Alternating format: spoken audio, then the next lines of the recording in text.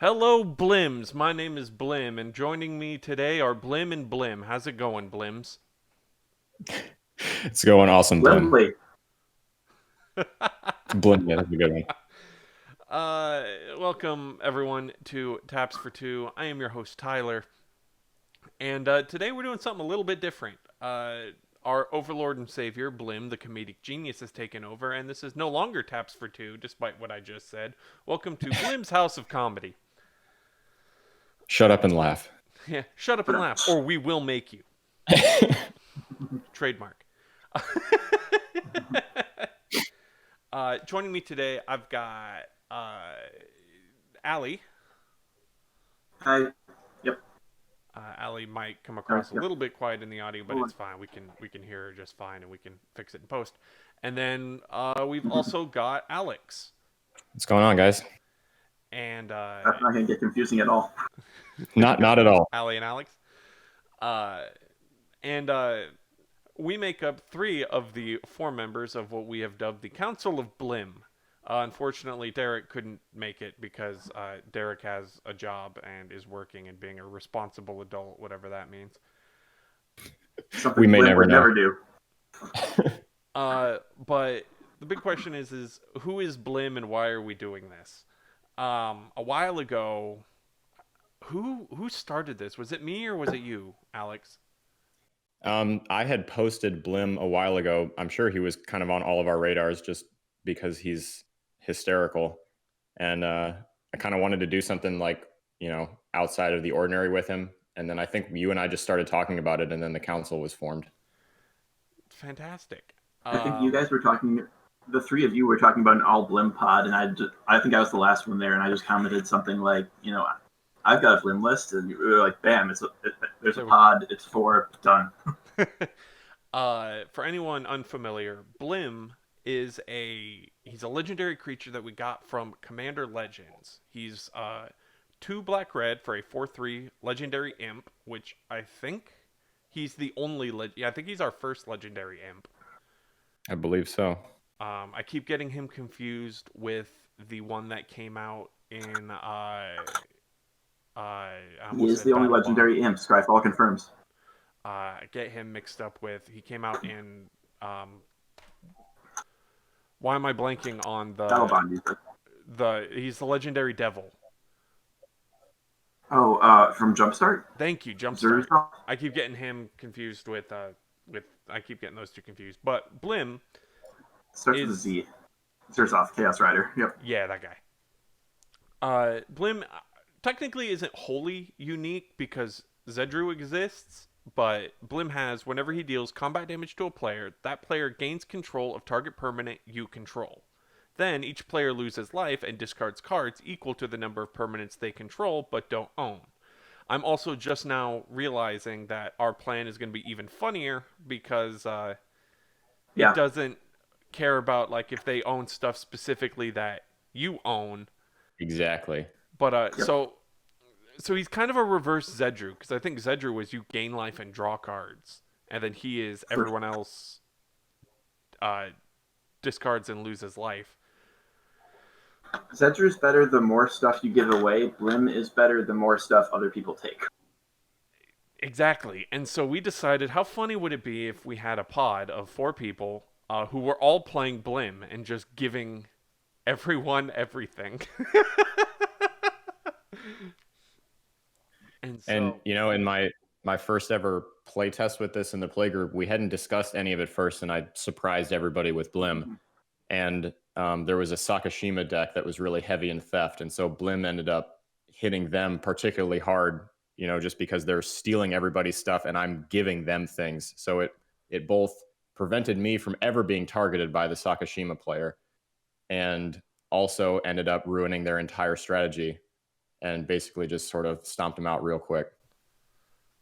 Yeah, Blim's a monster.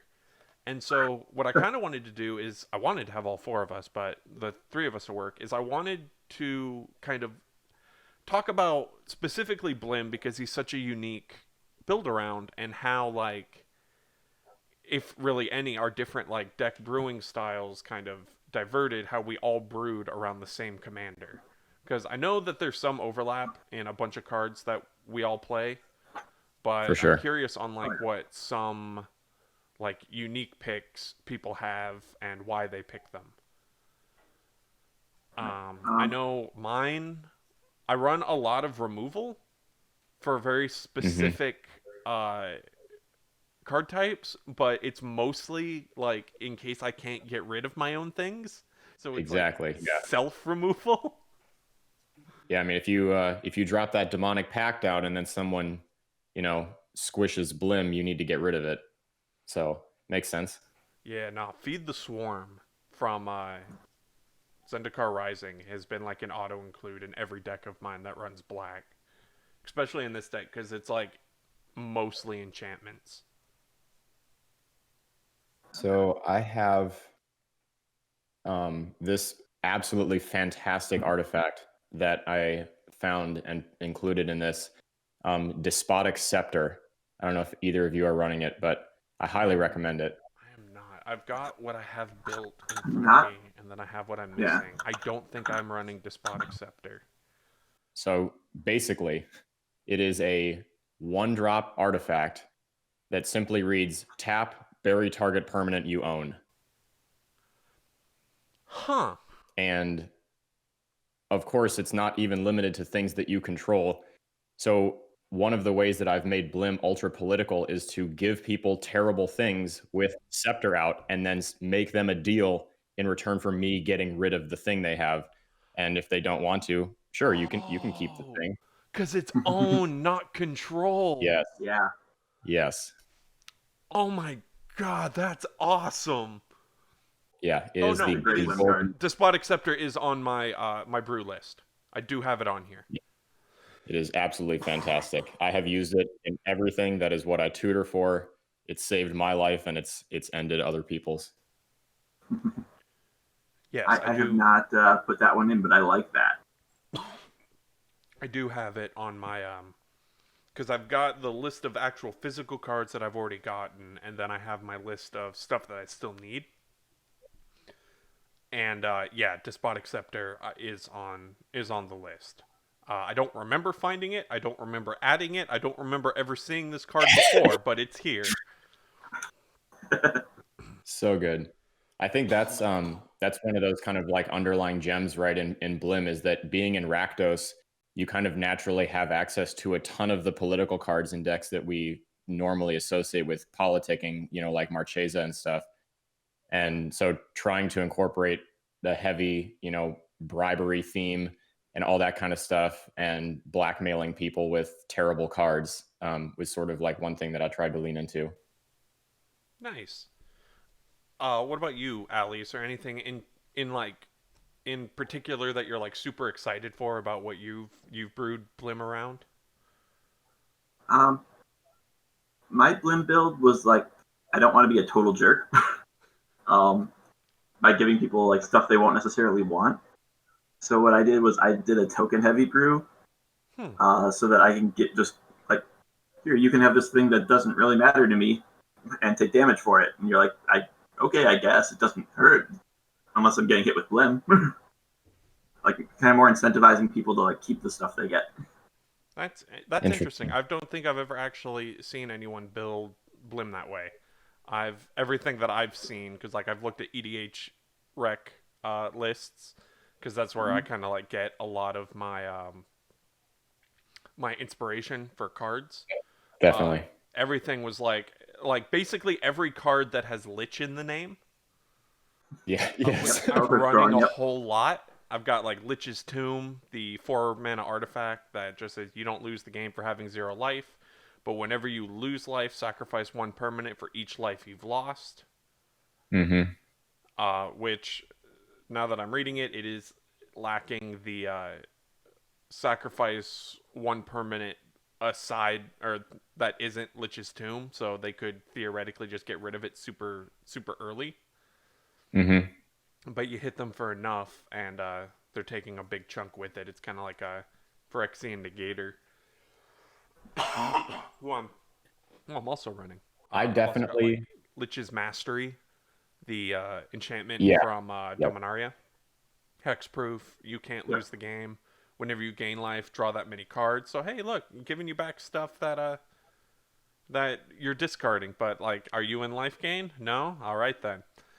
And whenever you lose life, for each one life you lost, exile a permanent you control or a card from your hand or graveyard. But then it's got the you can exile Lich's Mastery, but when it leaves the battlefield, you lose the game. And of course, there are fantastic ways in Rakdos to prevent your opponents from gaining life at all, even if they happen to be in a life gain strategy. The one that's coming to mind for me is Tybalt. Yes, yeah, that would be a good one. Reign of Gore. What's that one? Dinosaur. Rampaging Ferocity. Puts it on. Yep. Yeah, the one that got banned immediately. Yeah. Pretty And then quick, they yeah. like 3 weeks before it rotated, they're like, all right, you can have a little Rampaging Ferocidon as a treat. Who's running aggressive mining? Let me look here. I am not. I don't think so. 3 in a red, enchantment. You can't play lands. Sacrifice a land, draw 2 cards. Activate this ability only once each turn. Yeah, I remember coming across that in the beginning and thinking like, okay, I can't drop Demonic Pact and Nefarious Lich and all of these other terrible things, and then also that one. I think that one was cut, but it is fantastically terrible. Yeah, I've had this card for weeks now, and I'm just now noticing that the artwork is not like lava flowing onto rocks. It's actually just like sunlight. So I feel like an idiot. But yeah, no, I went through and I found a whole bunch of enchantments that like I didn't grant my opponents the courtesy that Ali did, and I was just like, what's the meanest I can get here? Mm-hmm. I also kind of put a focus on mine of like a lot of stuff that gives me like upfront advantage, and then like after that it hurts you, like the demonic lore that we got in Commander Legends, where it's like, cool, enter the battlefield, I'll draw 3 cards, then I'll hit you with Blim, I'll give this to you, and then you can pay its upkeep. Exactly. Yeah, that's definitely a good kind of pinging strategy, I think, without being super terrible. I mean, obviously you have to do Blim things, so Hashtag naturally you're going to be just Blim things. You're going to be giving people bad stuff, but it doesn't have to be the absolute worst. It should be, but I get to run both of the evil eyes. I did put an evil eye in just because I think it's hilarious, and I had never seen that card before. Orms by Gore or Urborg, because there's 2 of them. I did Orms by Gore, which I believe is that's the one that prevents non-eye creatures. Non-eye creatures you control can't attack. Do they both do the same thing? Yeah. So okay. They came out like a ways away from each other. Actually, it looks like they came out in the same. No, Orms by Gore was reprinted in Time Spiral as a time-shifted card, but it came out way earlier because it's in the old frame. But they're both 4 and a black for an eye. Orms by Gore is a 3/6, while Urborg is a 6/3. They both have non-eye creatures you control can't attack. Orms by Gore has can't be blocked except by walls. And Urborg has whenever it becomes blocked by a creature, destroy that creature. So they both like, one's like, you can't block me, and the other's, you don't want to block me. Right. Yeah, so I think that an ad like that, because you're trying to, we always do our best, right, to try to imagine what are all of the classic archetypes that you're going to be facing and the classic strategy. So an include like that is, definitely something that wouldn't necessarily be great to give to any opponent, but I mean, of course, a very classic strategy. Anything go wide, anything tribal, which I'm told Tyler knows a little bit about tribal stuff. I'm still trying to make tribal work because of you. I'm really upset because Interesting. there's a blue illusion. I can't remember its name, but it's a really stupid name. It's like something like Unblinking Bleb or something like that, and it's just a giant eye, but it's creature type Yep. illusion, not even eye illusion. Ridiculous. But I made Germ It is Tribal Unblinking work, so Bleb. here we are. Nice. So I'm looking through. I have a ton of artifacts in this deck just because losing them, they're a little bit easier to recur than other stuff, and they are also a little harder for your opponents to remove than creatures. So obviously, I think artifacts and enchantments in that order being more difficult to remove. And one that I really enjoyed is Immortal Coil. I don't know if either of you guys have have. that one. Yes. Yeah, I have the physical copy of it. Yeah, found that one in my Blim research. Didn't know it before, and it's very, very good. It's So basically a Lich card. it really is. Yeah, Really it is, should yeah. be called that. It's definitely in my little lich like pile. The It's, I remember brewing for that in standard. I think. Let's see. It's a Lara, right? A Lara block. Yeah. Yes. I think so. So that was in standard with the Juka Bog. Ooh, that's mean. Just so people know, Immortal Coil, 2 black for an artifact. It's got tap, remove 2 cards from your graveyard, or exile 2 cards from your grave, draw a card. It's got the old templating where it's remove 2 cards in your graveyard from the game. Right. Man, the farther back cards go, the more ridiculous their writing is. I love the fact that old Oubliette says hence. But if damage would be dealt to you, prevent that damage and remove a card from your graveyard, or exile a card from your graveyard for each 1 damage prevented this way. And when there are no cards in your graveyard, you lose the game. Bajuka Bog, that's just mean. Yep, Tormod's Crypt is in this specifically for that card. Oh my god. I mean, any number, Rakdos Charm, I believe, will exile a graveyard. I do have Rakdos Charm in mind. Yes, Rakdos Charm does. Any number of Robber terrible. in here just because I think the card's hilarious. I agree. It's hilarious. I don't think he I doesn't didn't put it in, trigger but... Blim, but he kind of does his own Blim. Mm-hmm. So just whittle them down. So there's a question to kind of compare. How many alternate methods in each of your decks besides Blim do you have to give away bad stuff? I mean, I think I speak for everyone here, including Derek, when I say Harmless Offering is like an auto include. Of course. Yep. Past that, do we count Humble Defector? Because it can only give itself. Yeah. But anything that gives itself away, I would count. Okay, so I've got Humble Defector. I'm pretty sure at least you do too, Allie. I know you were talking about it. I don't have it included, but it is in my little pile of, potential maybe board type stuff down the line. I ended up including Bazaar Trader, which I know is a pretty Trader's on my popular list one. too. I don't know. Maybe one of you knows this. I've been trying to find a mono black or an artifact, that gives away stuff, and I don't know that one exists. The best for artifact I can think of is Assault Suit, but that kind of goes around the table instead. Right. Actually, it's funny you say that because that is another underlying strategy that I accidentally stumbled upon for Blim is goading. By, because you're not really doing a lot of damage.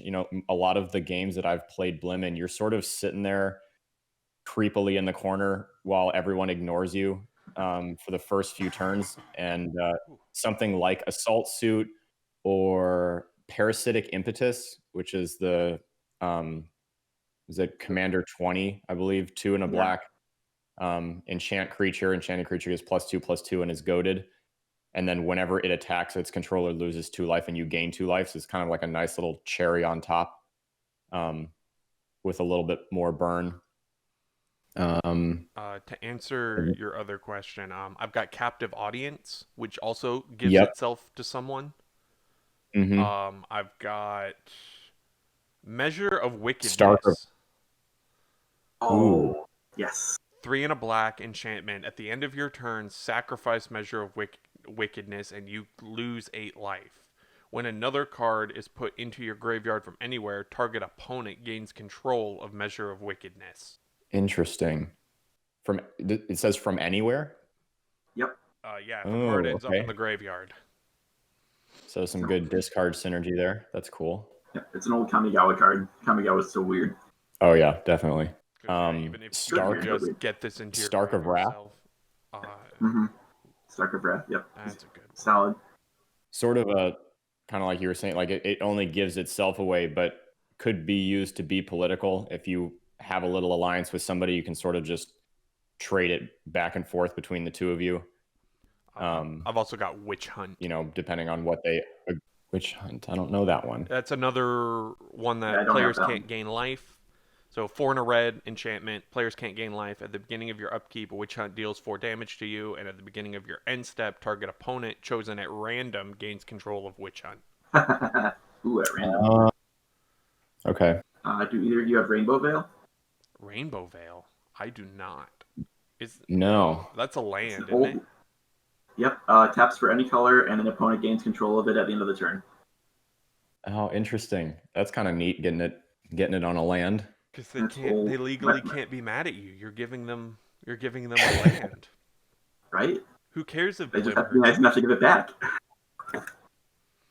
So is Arcane Lighthouse the other control land? No. I'm confusing it with something. I think there's 2 of them: the Arcane Lighthouse and one other lighthouse. That their whole thing is removing indestructible and hexproof. And I think in one Shroud. Desolate Lighthouse is the other one. Or no, Desolate Lighthouse doesn't do that. Oh no, Arcane Lighthouse, not Desolate. Right. Yeah. Then but you were saying the other lighthouse, but no, it's Detection Tower. That's what I meant. Detection Tower. Okay, I think there's like an artifact that's a spotlight too. Yeah. Glaring spotlight. Yeah, that could be. I was trying to think of the name of the land that just says something to the effect of everyone gains control of all permanents they own. Homeward Path. Okay. Right? Yes. Thank you. That's only creatures though. Oh, okay. I was thinking I was looking at that one myself, and because like the deck runs. Okay. Yeah, you're right. Because like my build has a whole bunch of I got Cosmic Horror in here.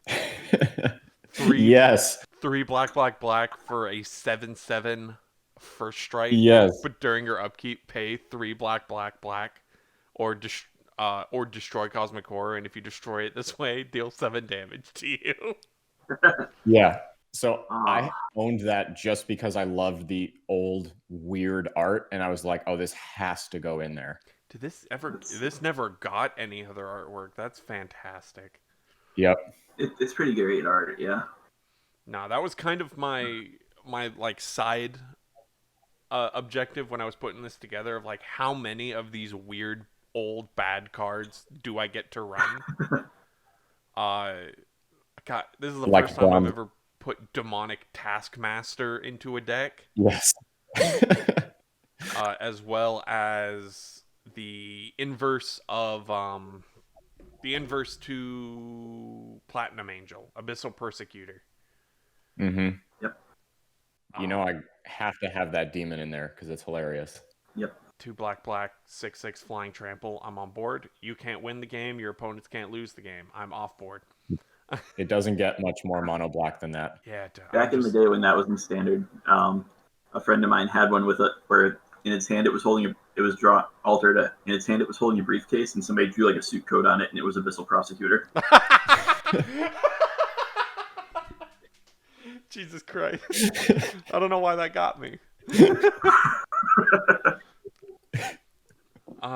just reminds me of that one Fairly Odd Parents episode where they're like, Jorgen von Strangle is the persecutor. Don't you mean prosecutor? No. Who's running Form of the Dragon? I'm not, but I do love it. Yeah. Had it, cut it for something. I can't remember what. But yeah, agreed. Yeah, 4 triple red enchantment. Turns you into a 5/5 flying dragon. At the beginning of your upkeep, it deals 5 damage to target creature or player. And at the end of each turn, your life total becomes 5, but creatures without flying can't attack you. Hey, good thing Blim's got flying. Right. I don't know. That's one that I kind of like go back and forth on. I originally had it in my dragon deck for myself, purely for flavor. And I was like, I need to remove this, like, now. At what point does flavor become purely detrimental? Oh, for me, my guy, I put Almighty Bushwag into every single deck I run, and that's for the flavor that is me. Do you know how many times I've looked at my King Ghidorah deck and I've gone, all right, I need to make a cut for this objectively powerful card. Who's being removed? And I stop on Almighty Bushwag and I'm like, no, it can't be you. And I move on and then I cut something like good. Speaking of brand, is anybody playing brand? It just costs a red. It has cycling 2, and it's an instant that says gain control of all permanents you own. No. I'm not. I mostly looked at it as, like, with the exception of very, like, a small handful of things that I put in mostly just to protect Blim. Like, I've got Douthie Trapper in here, who's 2 and a black for a 1/1. I think it's a Douthie minion. Tap, target creature gains shadow until end of turn. Like, I run a couple of things in here that just try to make it easy for Blim to hit. Past that, right, I don't want any of this stuff. It's fair. It's fair. Like, if I'm giving it to you, I'm giving it to you for a reason. Like, Grafted Skullcap, that's a funny one. Yep, that's in mine. 4 mana artifact. At the beginning of your draw step, draw a card. Hey, cool. Extra card. At the end of your turn, discard your hand. Oh. Oh, not so much. On the line of hilarious cards that I cannot think of how they would really work anywhere else, Bronze Bombshell. I have her in here as well. She's so stupid, but so funny. I know. It's default like giveaway card. Dumb card. Like, even the artwork for it is just like so dumb. A little, yeah. Just if you think about it in any other context, or honestly, even in Blim's context, it's like, can you think of a least efficient way or a less efficient way to just do 7 damage to someone than force them to assume control of? Yeah, I can. Instead of paying 4 generic mana, how about you pay 3 black, and you give them Cosmic Horror? All right, fair. And it's even 6 damage. All right, I rescind my my statement. Did any of you guys grab Chainer's Torment? Chainer's Torment? I did not. Sounds very familiar. It's an enchantment. It's a saga from Dominaria. 3 and a black. At stage 1 and 2, it deals 2 damage to each opponent and you gain 2 life. But the third stage is create an XX black Nightmare Horror creature token where X is half your life total and it deals X damage to you. Huh. Okay, yeah, I am familiar. I don't have it in here though. That's a good one though. Is Chainer evil? I don't know too much about him. I don't know. It just came up the other day, and I was not super familiar. I know he's been around for a while. He's evil-ish. Like, he used, like, from what I remember, and there's going to be a Vorthos in the comments correcting me because I'm probably not 100% right.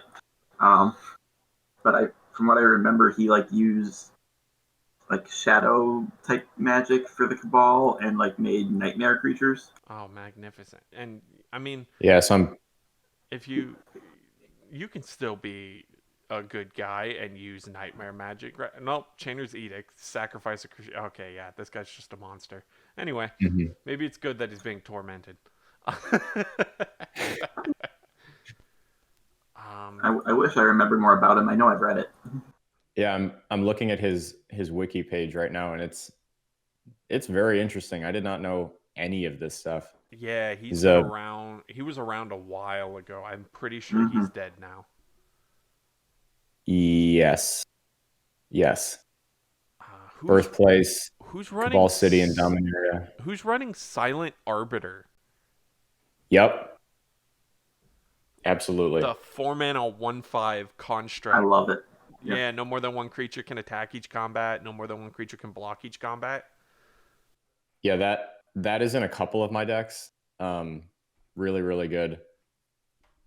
It's primarily, I think I started using it for Skitherix Voltron because I'm a bad person. Yeah. Sounds like a bad You're person. going to jail. What you're doing is illegal. I know. Well, actually, yeah, that's another episode's conversation. But Skittles had to get some adjustment because it was actually too mean. I actually felt bad. But Silent Alex, Arbiter that kills people. is great in Blim. Alex. Yeah, it turns out Jeweled Lotus is really good. Who knew? Well, yeah. Yeah. I mean, it does the things it wants to do.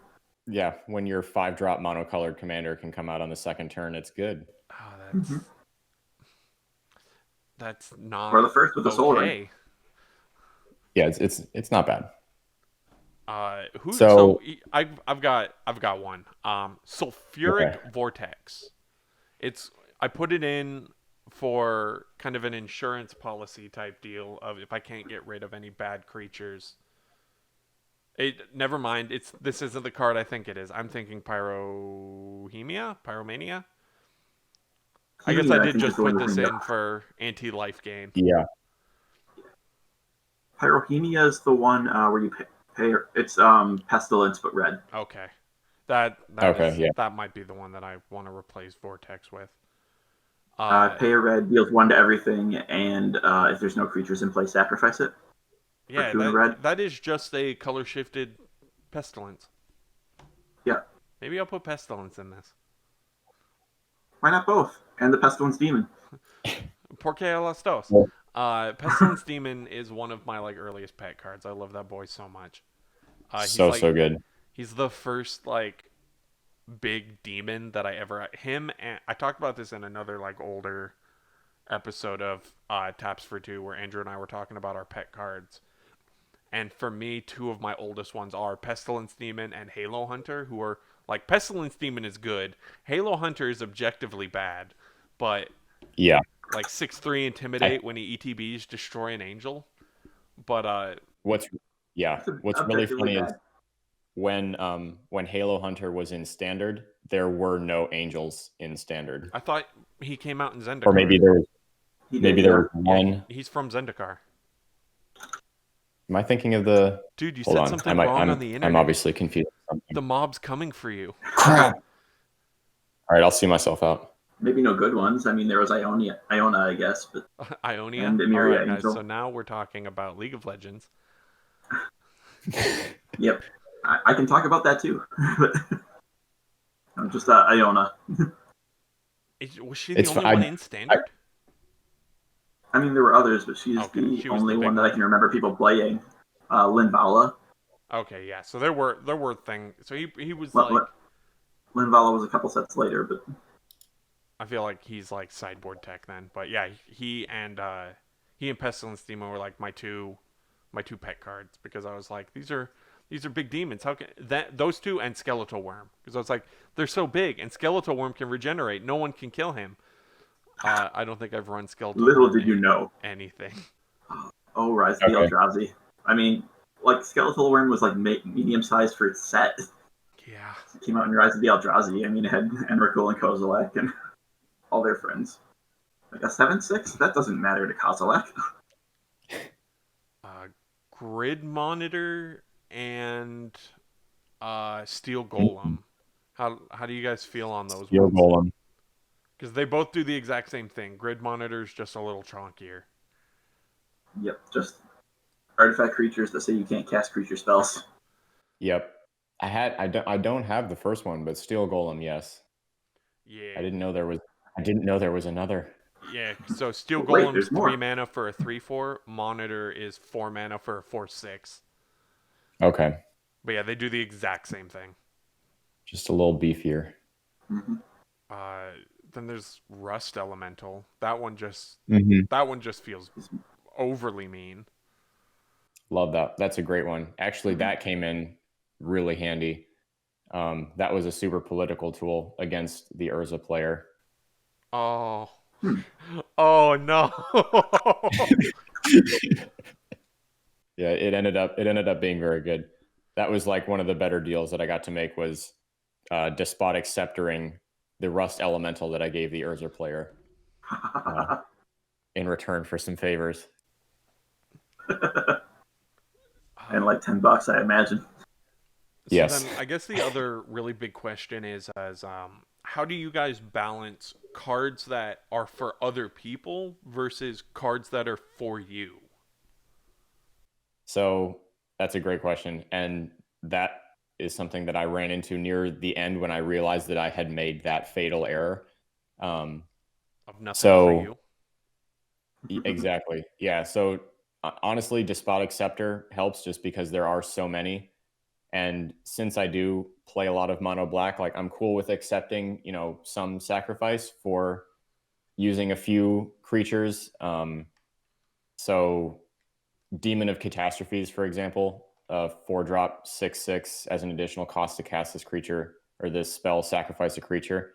So like Demon of I'm okay with that. Catastrophes is so good. And I sort of added it to also potentially help me, get rid of a creature that is hurting me that I can't give away. Yeah. But that's basically what I ended up doing was using Blim, giving him, let's see, I had one or two things, to potentially make him a little bit more reliable to hit.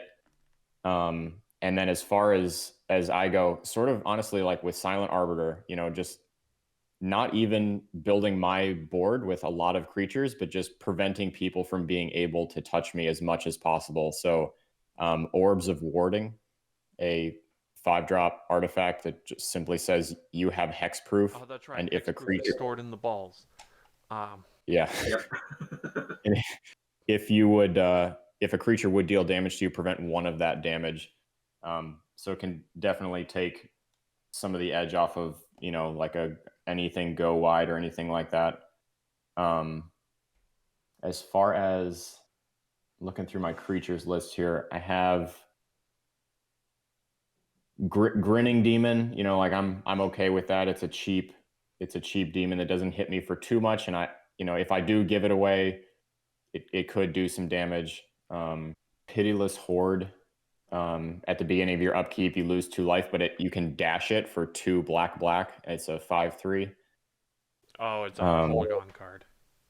Mm-hmm. And then let me see if there's anything else. That's pretty much it. I don't really have a lot of like specific ammo that is designed to be kept under my control and do massive amounts of damage, which is definitely a downside. Don't get me wrong,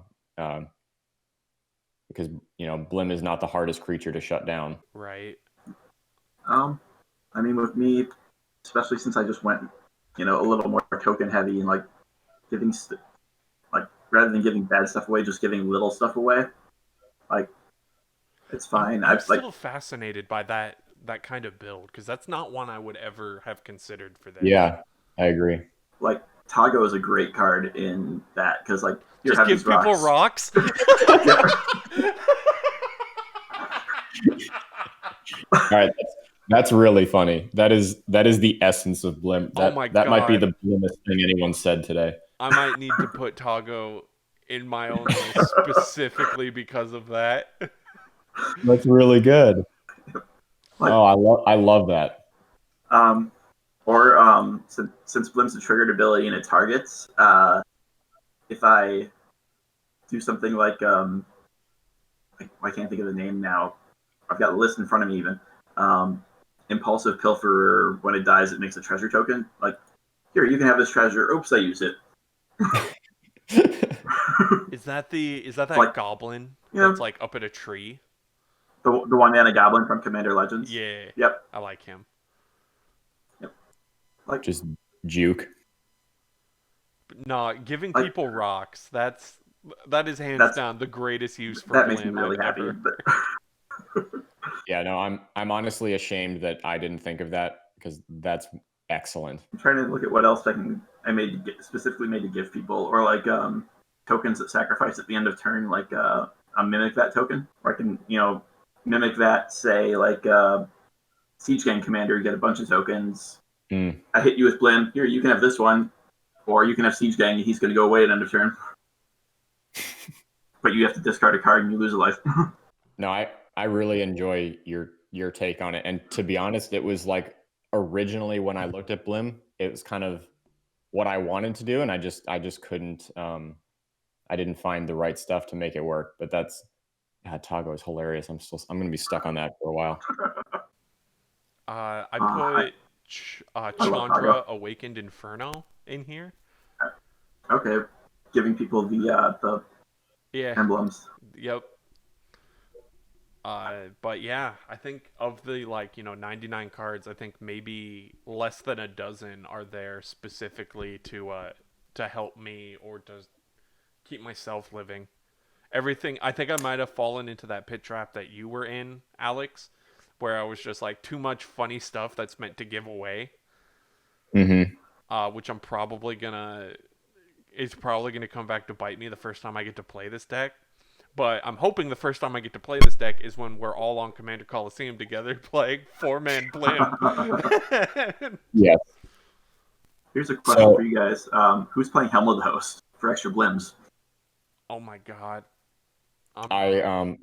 Yes, wanted to. I don't own another copy, and I think it's in one of my other many decks right now. That's fair. Okay. Follow-up question to that, since it sounds like you're running Helm of the Host for extra Blims. Do you give away the token copies of Blim? Do you force the table to be a 4-man Blim pot? I suppose I could. They'd stick around.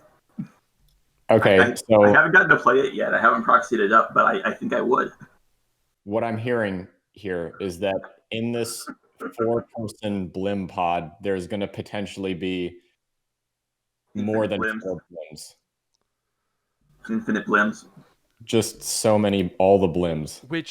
Okay, so let's say theoretically, you've got 3 Blims, and you attack with 1, and it connects, and you give 1 thing to somebody. Do all 3 of them then trigger?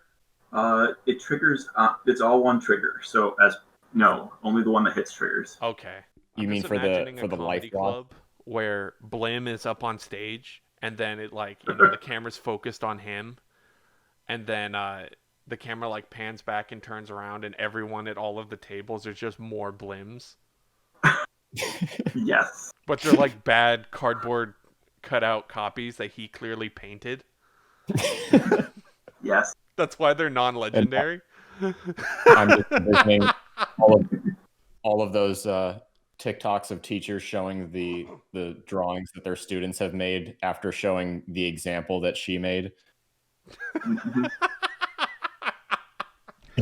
Oh my god! I might have to include Helm of the Host now. This spoiler alert: this podcast was just so I could pick your guys' brains and steal your ideas. I'll allow it.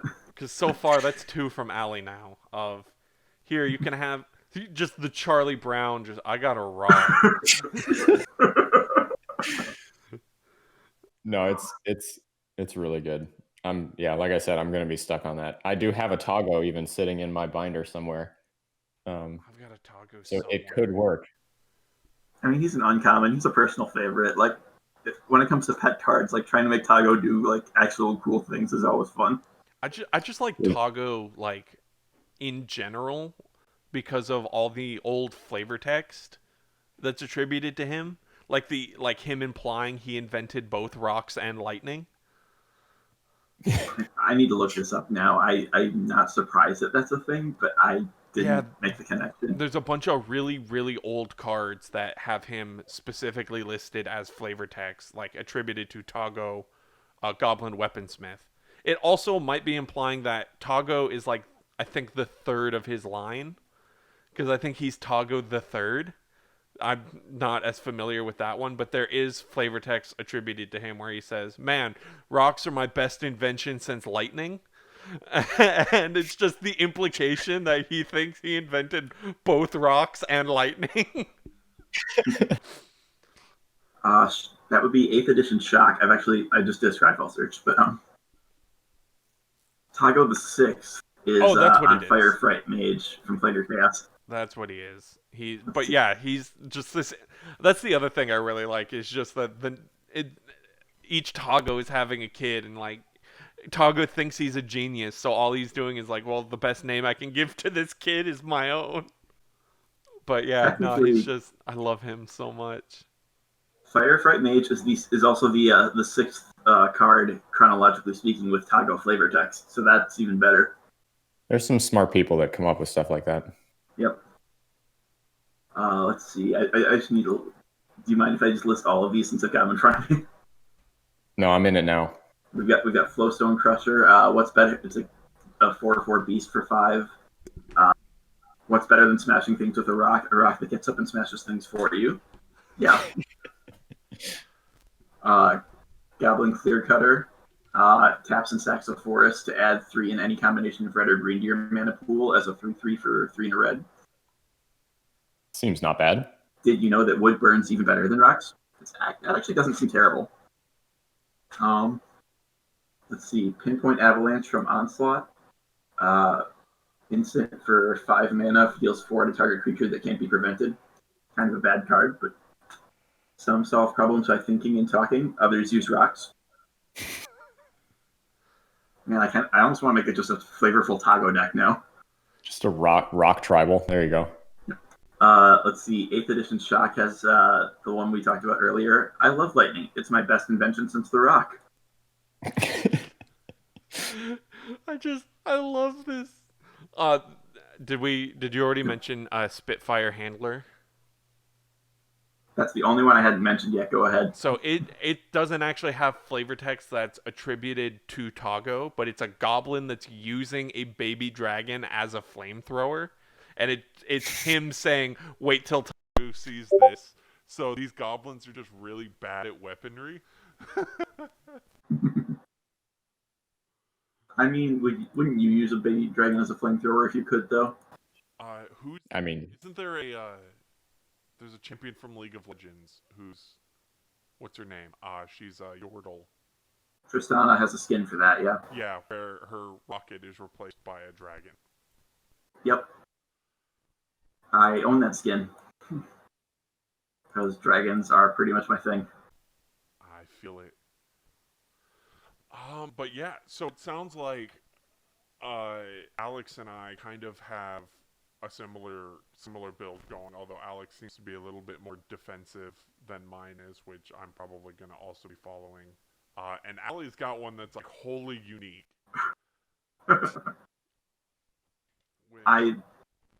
Listening to you guys talk about it and looking at mine, I'm like, oh crap, I forgot to actually put some things in to give stuff away, aside from Blim. What other tokens do you run besides like rocks? Treasures, let's see. Goblins, I've got Siege Gang and Sling Gang Lieutenant. I play Clackbridge Troll, even though that doesn't technically give them away. Because the opponent creates them, but, I'll give Goats away. Flame Rush Rider is actually one I really liked for this style of build. It's a 3/3 for 4 in a red. You can dash it for 2 in double red. And whenever it attacks, you create a token that's a copy of another target attacking creature that's tapped and attacking. And the token exiles at the end of combat. So it can make another Blim, or it can make a token that gets given away and then disappears. So theoretically, let's say you've got Blim out, and then you pay the dash cost on on a creature that's in your hand, and you swing and you hit someone, and you give them that dash creature. Blim then goes off. They discard, they lose the life. End of turn, does that thing just go back to your hand? Yep, it's returned from the battlefield to its owner's hand at the beginning of the next end step. Yep. But if you actually want to keep your things, it's pretty fun.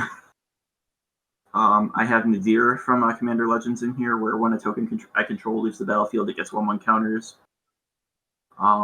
Blade of Selves, equipped creature has Myriad, so I can get a lot of ETB triggers. Man, and I was just like, hey, what's the meanest I can get? And Allie was like, what if I get creative? What if I don't want to give things away? 2 different kinds of people. What if I like my stuff? Can I give you worse stuff? just a little bit of my stuff. Can we share? Indicator in here. Oh, When it's dealt damage, sacrifice a permanent for each one damage dealt to it. I mean that probably only works once, but still. If it's only working once, chances are it's taken 5 things with it. Or a blasphemous act. Oh, That seems fun. blasphemous act. What about Star of Extinction? There you go. Cool sacrifice. Hey, why don't you destroy target land in 20 permanents? That is. Did either of you guys come across Frenzied Fugue? No. It's 3 in a red, enchant permanent. When it enters the battlefield or at the beginning of your upkeep, gain control of enchanted permanent until end of turn. Untap it, it gains haste. So it basically just lets you borrow something on your turn. Oh, it's reverse Blim. Yeah. But then if you give the fugues itself on their turn, It's middle. I played that in an old mono red list, and like the first time I got to cast it, I put it on somebody's planeswalker, and I was like, "This is pretty cool." And I'm like, if stuff's passing around the table, I'm gonna pass it around a little extra. So I think I lost Tyler Hello? sound wise. Hello? I like There you was got some point where you got quieter, but I can still hear you. so quiet very suddenly. Magnificent. Let me. Oh, why am I suddenly so quiet? One sec. Let's go. Things happen. It's the curse of something technical something. Has to be something. Speak amongst yourselves. So, all right, while he does that, I will say that one of the other elements that I tried to incorporate was reanimating, like I'll just use Demonic Pact as an example.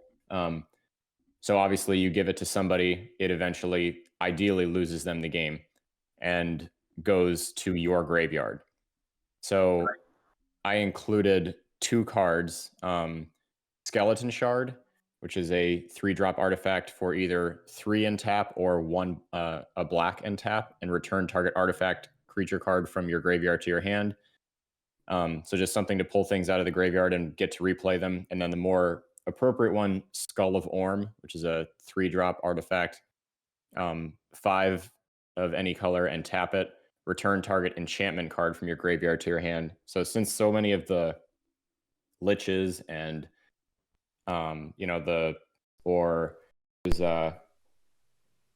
that was used, someone lost and then died. That's a little better. Hey, there we go. Welcome back. There we go.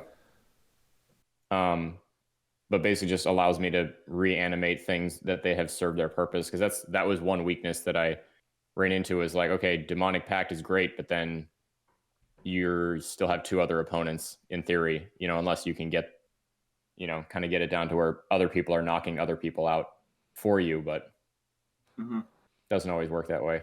God, Nobody's really going to focus on the player who has a Demonic Pact. Andrew hates me because I've killed him with Demonic Pact several times, but I refuse to take responsibility for it. What do you mean it was your Demonic Pact? Huh? What do you mean it was your Demonic Pact? Well, that's what I tell him, is it says you choose to lose the game. So I just constantly tell him, like, nah, it wasn't me. You chose to lose. And he hates me for it. That is really funny. We had a match not too long ago where we had like the mono black showdown on J-Ro's channel, and no, someone killed themselves with a Demonic Pact on accident. I didn't see that. Ultimate flex. Play Demonic Pact. Keep it for someone yourself. in the little circle of all of us. It was very funny though. Ultimate flex. Play Demonic Pact. Keep it for yourself. So actually, I just discovered a card in my list that sort of goes back to your other question, things for you. So this one kind of does both. So black for a 5/6 with trample puts a +1/+1 counter on each creature he or she controls. Testing. Okay. I'm back. Sounds good. And so essentially, you're giving somebody a 5/6 with trample, which is, arguably not terrible, but it grows everyone else's board the entire time. And then of course, if you are able to, stop them from hitting you with something like Parasitic Impetus, then, who cares if you gave them a 5/6 with trample? because it's hitting your opponents, and you are getting to grow each of your creatures by +1/+1 every single turn, or every one of your upkeeps. Magnificent. Indeed. Also, I needed to get this in because Discord stopped picking up my microphone when I was trying to get the joke in. Ultimate flex. Play Demonic Pact. Keep it for yourself. When you make your first choice, choose lose the game. Oof. And then just leave. Yeah, the instance of it being used that one time I was talking about, what it result. I think it was Mono White Border did it to Yeah, that himself. sounds about right. He so he had Abyssal Persecutor on the field. He had Demonic Pact on the field, and he had Those aren't one white other cards. like ultimate you lose / can't win. It might have been was it Platinum Empyrean or something out? The So Empyrean is your life total can't change. Platinum okay, Angel is the you can't lose and your opponents can't win. He's the opposite of the Persecutor. okay. So yeah, basically what ended up happening was when it triggered, there was like 4 triggers on the stack. Each of them either said you can't win or you lose, and they all go off at the same time, and it was just the most fantastic just end to something that he completely just did to himself while we all just sat and watched. Now I kind of want to run Demonic Pact in Obeka and just like I can only lose the game better in my turn. Yeah, that is a great underlying theme to Obeka, is just all of the you lose triggers that you can vanish. Hopefully someone doesn't kill Obeka in response or right before. So it looks like we are coming up on the hour, and to avoid further technical difficulties, I think that's where we'll call things for today. I think Awesome. we've learned that we need to learn more from Ali's deck building. And we're all monsters. Yes. Yeah. Well, we knew that when we formed a 4-person Blim pod. You know what? That's fair. Some people just want to watch the world burn. But with that, I want to say thank you to Ali and Alex for joining me on Blim's House of Comedy. Absolutely. This was a lot of fun. Oh yeah. And I can't wait for us to eventually get this game underway. Do you guys have anything you'd like to plug? Any channels? I mean, I'm going to be including your guys' Twitter accounts in the description of this, but if there's anything else you'd like me to include, feel free to plug it now. I mean, if I have room for a shameless plug, then I'm going to take one. So I'm trying to start a new little thing just because I got moved to the night shift and I can't do any of my night streams anymore, which has been kind of a bummer. I was going to do like a mid-morning Magic thing. So on my Twitch stream, it's demonic. Shoot me the link for it in a private message on Twitter, and I'll be sure to include it. Awesome. Sounds good. Yeah, I was unemployed for like a week and a half, and I'm like, I'm totally going to take this chance to start streaming. And then I started working again, but I'm trying to figure out a schedule that's going to work. Just twitch.tv/AliGolem. It's probably going to be like either Tuesday afternoons, like right about now when we're recording this, or Wednesday morning afternoon. Sweet. Same thing. Send me a link and I'll include it. Mm-hmm. But yeah, if y'all like what you're hearing, be sure to give us a like, give us a sub, leave us a comment. What's your favorite card to include in Blim? Is it funny to give people rocks? Yes or yes? Yes. God, that's gonna be on my mind all day. Yeah, Andrew and I are currently trying to get to 200. Our goal is to hit 200 before March is out.